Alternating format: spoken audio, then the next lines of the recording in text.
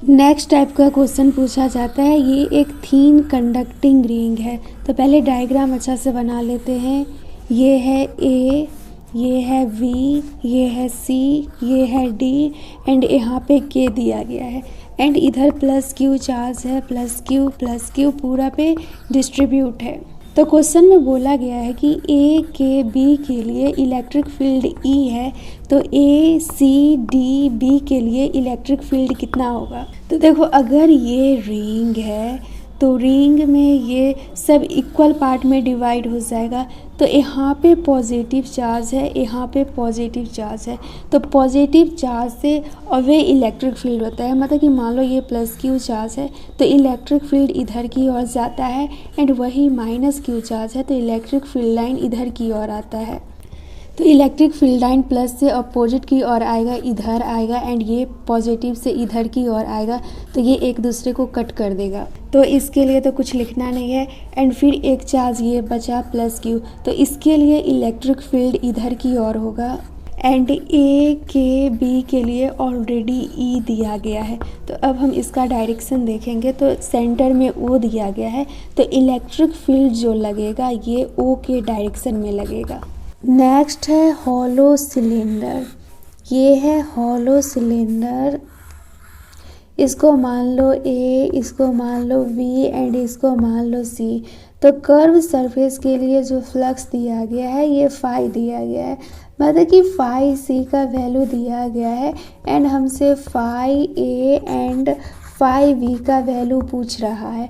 तो ए के phi A and phi B का वैल्यू सेम ही होगा। तो देखो हम लिखेंगे क्या, phi B plus phi C plus phi A के लिए जो इलेक्ट्रिक फ्लक्स होगा ये क्यू बाई एप्सिलॉन नॉट होगा। तो फाई सी के लिए दिया गया है फाई एंड ये दोनों सेम होगा, तो इसको हम सिंपल लिख लेते हैं दोनों को, 2 फाई ए बराबर Q by epsilon not and ये सी का वैल्यू दिया गया है फाई, तो इसको यहाँ पे माइनस कर देते हैं फाई। तो फाई ए का वैल्यू आ जाएगा q by epsilon not minus phi, ये 2 इधर आएगा तो इधर आके डिवाइड हो जाएगा 1/2 से। नेक्स्ट है electric field due to non conducting solid sphere. तो यहाँ पे ग्राफ बनाते हैं हम नॉन कंडक्टिंग सॉलिड स्फीयर के लिए।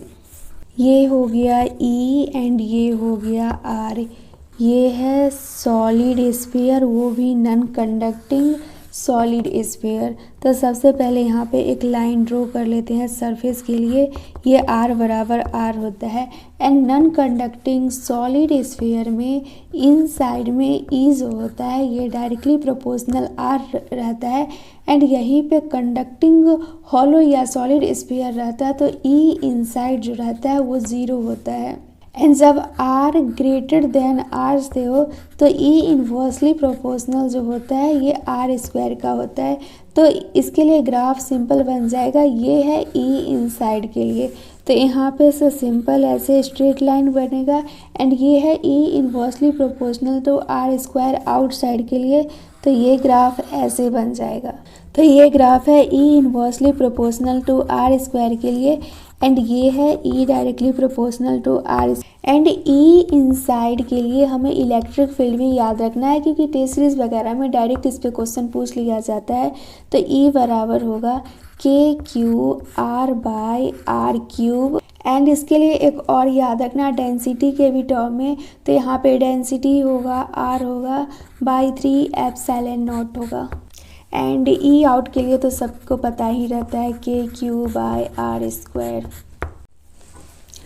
नेक्स्ट है electric field due to conducting sphere and sphere कैसा हो, सॉलिड हो या हॉलो हो, दोनों के लिए एक ही टाइप का ग्राफ होगा क्योंकि ये कंडक्टिंग स्फीयर है। तो अब इसके लिए ग्राफ बनाएंगे तो ये सिंपल ई है एंड ये आर है, यहाँ पे सॉलिड स्फीयर है बट कंडक्टिंग है। तो सिंपल जैसे बनाते आते हैं, यहाँ पे सरफेस के लिए लाइन ड्रॉ कर लेंगे। तो ये r बराबर r होगा, एंड जब r ग्रेटर देन r होता है तो e जो होता है ये inversely proportional to r square होता है। तो यहाँ पे सिंपल ऐसे करके ग्राफ बना देंगे। एंड कंडक्टिंग स्फीयर में ई इनसाइड जो रहता है, मतलब कि इलेक्ट्रिक फील्ड जो इनसाइड रहता है वो ज़ीरो होता है। मतलब कि कहीं पे भी अगर आर ग्रेटर देन आर दिया रहे तो यहाँ पे इनसाइड इलेक्ट्रिक फील्ड ज़ीरो होगा। तो यहाँ पे ई जो हो जाएगा ये ज़ीरो हो जाएगा। एंड ये हो गया E inversely proportional to R square. And यहाँ पे भी ई आउटसाइड जो होगा ये के क्यू बाय आर स्क्वायर होगा। तो वही सब यहाँ पे दिया गया है, मैं ये सबको अच्छा से समझा दी हूँ। नेक्स्ट है electric field due to non conducting solid sphere. तो यहाँ पे इलेक्ट्रिक फील्ड इनसाइड के लिए याद रख लो k q r by r q. And फिर डेंसिटी के भी टर्म में याद रख लो density r by 3 epsilon not, क्योंकि ये दोनों फॉर्मूला पे मैं टेस्ट सीरीज में क्वेश्चन देखे हूँ। एंड ई आउटसाइड के लिए के क्यू बाय आर स्क्वायर लिख लो। एंड ये ग्राफ तो सिंपल याद ही रहता है। नेक्स्ट है electric field due to charge conducting sphere. Charge conducting sphere solid हो या हॉलो हो कोई फर्क नहीं पड़ता है, इसके इनसाइड में इलेक्ट्रिक फील्ड जीरो होगा। एंड इसका ग्राफ इस टाइप से बनेगा। जो नेक्स्ट है two identical charge sphere. And ये दोनों के बीच में डिस्टेंस d दिया गया है। जब ये आइडेंटिकल चार्ज स्फीयर है, मतलब कि इसमें सेम चार्ज है, जब सेम चार्ज रहता है तो एक दूसरे को रिपेल करता है। तो नेक्स्ट क्वेश्चन में फिर बोला गया है कि यहाँ पे से चार्ज लीक कर रहा है, मतलब कि D Q by D T जो है, मतलब कि चार्ज कांस्टेंट रेट से लीक कर रहा है तो D Q by D T constant होगा।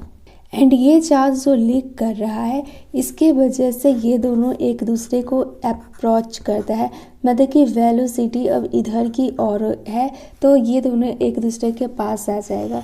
तो अब जो डायग्राम बनेगा कुछ इस टाइप से बनेगा। ये स्फीयर है एंड ये स्फीयर है, तो ये दोनों के बीच का डिस्टेंस अब x हो जाएगा। तो हमसे रिलेशन पूछा गया है v एंड x के बीच में।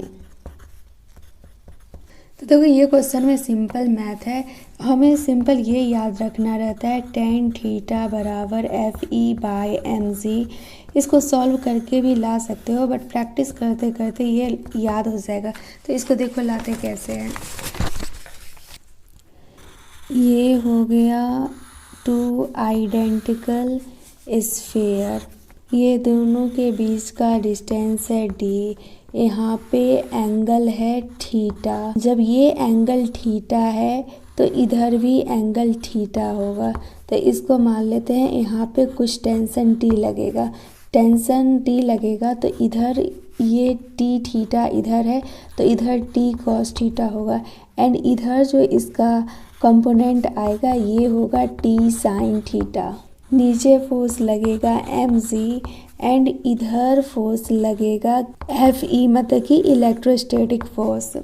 तो अब इसको अच्छा से लिखेंगे तो लिख सकते हैं t sin थीटा बराबर Fe and t cos theta by mg। तो ये t cos थीटा बराबर mg हो गया, तो t से t कैंसिल हो गया। साइन बाई cos क्या होता है, tan थीटा होता है, tan थीटा एंड ये Fe बाई mg हो जाएगा। तो इसको डायरेक्ट याद रख लेना क्योंकि ये बहुत बार यूज़ होता है। तो देखो अब क्वेश्चन क्या था, ये दोनों आइडेंटिकल स्फीयर था, चार्ज लीक होने के वजह से डिस्टेंस जो होता है यहाँ पे इनिशियली d था अब x हो जाता है। तो ये एंगल थीटा है तो ये डिस्टेंस इधर x बाई 2 हो जाएगा एंड इधर x बाई 2 हो जाएगा। तो अब हम यहाँ पे क्या करेंगे कि हमें पता है tan थीटा बराबर f e by m g होता है। तो थीटा क्या होता है, थीटा मैं सिंपल याद करने के लिए बोली थी, पंडित बद्री प्रसाद हर हर बोले सोना चांदी तौले। सॉरी यहाँ पे पी के बदला बी लिख दी। तो यहाँ पे टेन थीटा जो हो जाएगा परपेंडिकुलर बाय बेस हो जाएगा, तो ये टेन थीटा हो जाएगा परपेंडिकुलर एंड ये जो हो गया बेस हो गया। बट हमें ये वाला लेंथ लेना है क्योंकि ये हमें पता है एल है। तो देखो ये जब एक दूसरे के क्लोज आएगा तो क्या होगा कि थीटा स्मॉल हो जाएगा। जब थीटा स्मॉल होता है तो हम टेन थीटा को साइन थीटा भी लिख सकते हैं या फिर साइन थीटा को थीटा भी लिख सकते हैं। तो जिस टाइप का वैल्यू हमें नीड होगा उस टाइप से कर लेंगे। अगर यहाँ पे आर्क लेके करते तो थीटा ले लेते, बट यहाँ पे सिंपल देखते हैं साइन थीटा से। तो साइन थीटा क्या होता है परपेंडिकुलर बाय हाइपोटेनस। तो हमें यहाँ पे परपेंडिकुलर x/2 पता है एंड हाइपोटेनस भी पता है l। तो यहाँ पे अब हम सिंपल साइन थीटा को क्या लिख सकते हैं परपेंडिकुलर x/2 हो गया एंड ये हाइपोटेनस क्या हो गया l हो गया। तो यहाँ पे l लिख देंगे। तो tan theta is equal to sine theta माने हैं, तो अब ये वाला वैल्यू की जगह सिंपल हम x/2l पुट करेंगे एंड ये हो गया FE/mg। f के जगह हम क्या लिखते हैं k q1 q2 by r square, but यहाँ r की जगह x स्क्वायर लिखेंगे। तो अब इसको अच्छा से लिखेंगे तो ये हो जाएगा x/2l k q1 q2 x square mg। तो यहाँ पे देखेंगे तो ये x को इधर ले जाएंगे तो ये x³ हो जाएगा एंड mg तो कांस्टेंट हो जाएगा। q1 q2 को हम लिख सकते हैं q स्क्वायर एंड ये k तो कांस्टेंट रहेगा, l में भी कोई चेंज नहीं होगा। तो x³ जो होगा ये डायरेक्टली प्रोपोर्शनल q स्क्वायर होगा। तो देखो यहाँ पे आया है x³ directly proportional q square and हमें बताना क्या है x एंड v में रिलेशन एंड क्वेश्चन में हमें dq/dt कांस्टेंट दिया गया है। यहाँ पे देख सकते हैं।